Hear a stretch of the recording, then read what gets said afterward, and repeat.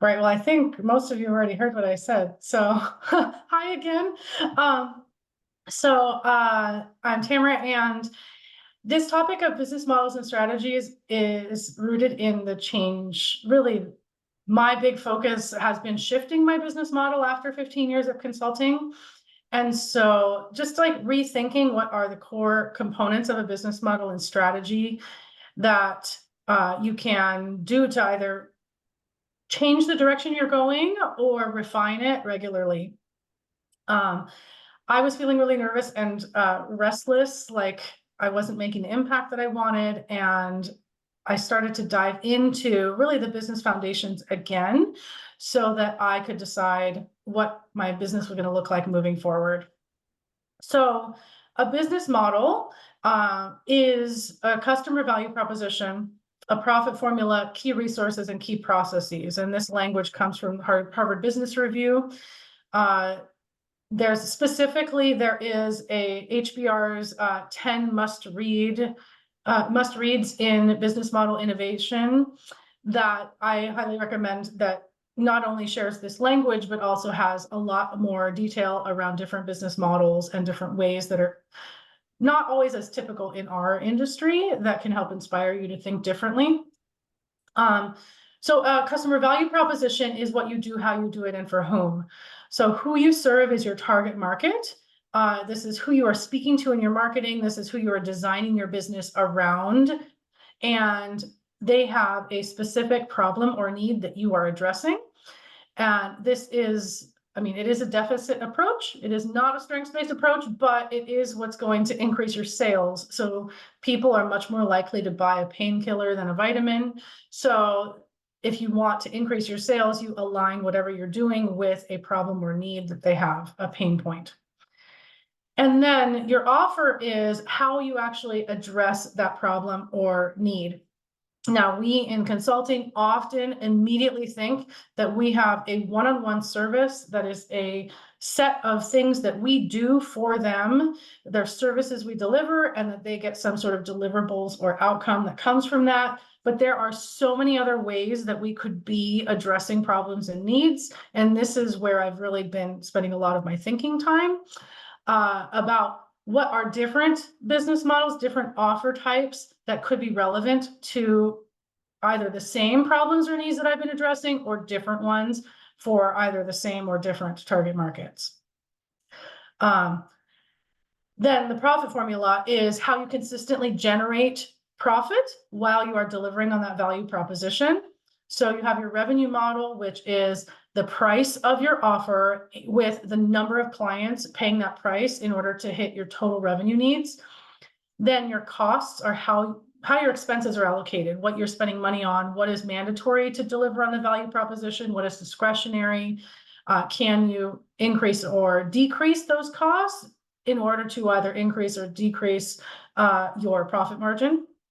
And the margin is what's left over after your expenses from your revenue. So you take your total revenue, you subtract all your expenses or costs, and that leftover amount, that is your profit percentage. And we want to be intentionally thinking about how much it costs to deliver every single client, so that we have a profit margin for every client, not just our business overall. This helps us to have that safety, security of, like, if there's another global pandemic and everybody cancels except for one client, that we still are running a profit. And then resource velocity is how quickly we need to spend resources to be able to support the target volume of clients that we're talking about. So not just to get them, but also to then deliver for them. So how much time and what resources do we need to spend before to get identified as a potential, have a lead, nurture that all the way up through having a contract signed and getting that first invoice paid. And then throughout the contract, between invoicing and service delivery, how much are we spending of what types of resources before we get paid for those things? Key resources are the things we need in order to deliver that value proposition profitably. So combining profit model and value proposition. Who are the people? What technology do we need? What information do we need, et cetera, to consistently do that within that profit model? One area I'm seeing people put a lot of effort into is using technologies such as automation or AI to help reduce the cost of service delivery to maximize the profit percentage without changing the quality of service. There is also a business model actually called standardization, where you can reduce your costs substantially by standardizing solutions. So you're actually providing the same solution to every client or multiple clients so that it costs less for you to deliver. You're able to automate it. And that's a whole business model in itself. Key processes are the processes, rules, metrics, and norms that you need to have in place to make the profitable delivery of your value proposition repeatable and scalable. So what that means is, what are the guidelines, the tools, the step-by-step processes, the expectations and culture we have in our organization that makes it so that we deliver the same quality of service that delivers that value proposition over and over and over again to every single client, and does it in a scalable way so that, for example, if I decided to quit the industry and I called you and I said, hey, I have 20 clients, do you want them? You could say yes, and have 20 clients the next day and have a strong enough foundation that you could immediately hire or do what you needed to deliver on 20 clients without it destroying your business.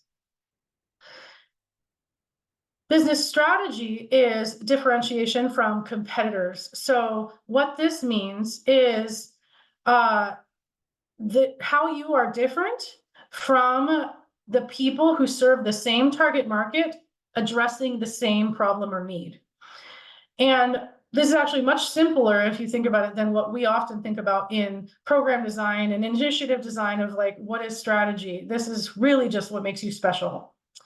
And you choose that one thing that you're going to emphasize in your design and your marketing, et cetera, that is your special sauce. It's going to set you apart for why you instead of anybody else.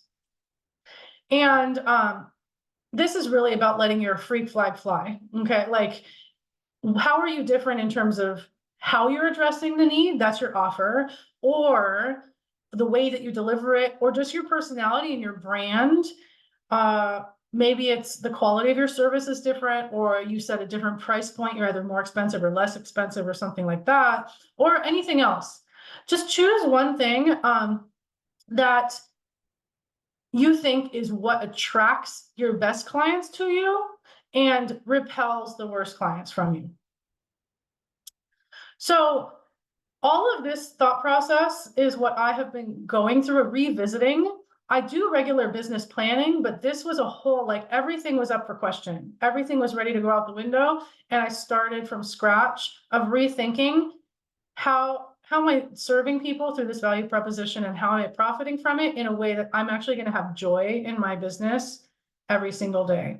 And so we're maintaining a one-on-one consulting business model that those offers. We are standardizing them more. So we actually have a package of like multiple consulting service offers that we are maintaining, but we are building out completely brand new offers with actually addressing a different problem starting in 2024. So some major shifts that my big pivot 2024 is coming, but I'm open to hear questions and talk any more about anything you all want to talk about.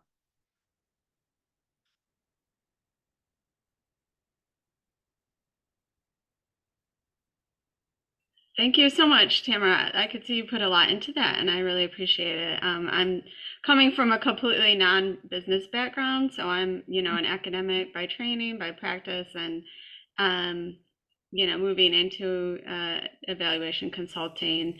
I still want it to feel really personal, but I like, having that, which you clearly do, having that vocabulary under the hood, as it were, to see your business as a business and not just, a fully creative enterprise. I'm sure it is creative in the ways that you want it to be, but it also has to be viable. So I appreciate the thought that you put into pulling those things out. So thank you. Yeah, I actually think that if we brought evaluative mindsets to our business, we would realize that often we're actually undermining our own thinking, right? Like in our own, if we think about how a program is designed, if we haven't thought about our outcomes and how we're contributing to what outcomes, or what are the principles for how we're implementing, how we're showing up in our service delivery, right? We would be asking our clients to think about those things. Like, how is what you're doing generating the type of community space or product or service that you want to be creating?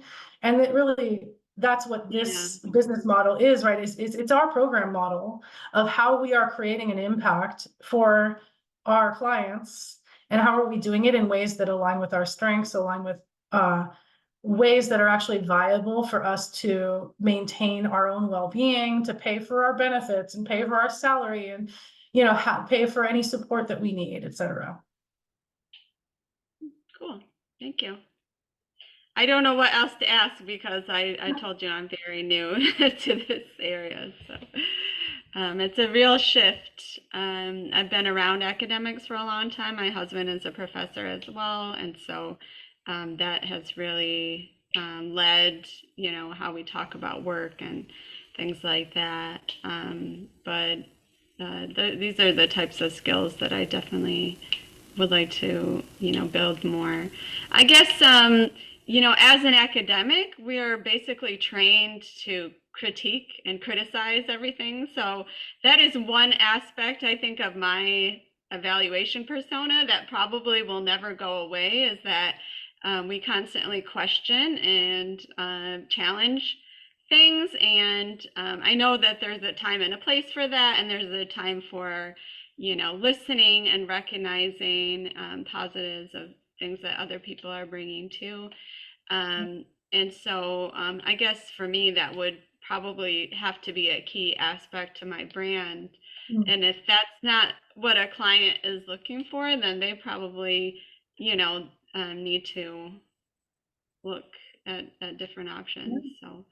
But I'm just getting started, so I don't have a lot of answers in terms of how to solicit, clients and work and things like that. I have some projects I'm working on now that I'm really happy with, but, we'll see how they go in the future. Yeah. Well, I'm just going to share my contact information. So feel free to Okay. reach out as you Neat. are working through kind of these types of questions and building your business. I'm happy to chat.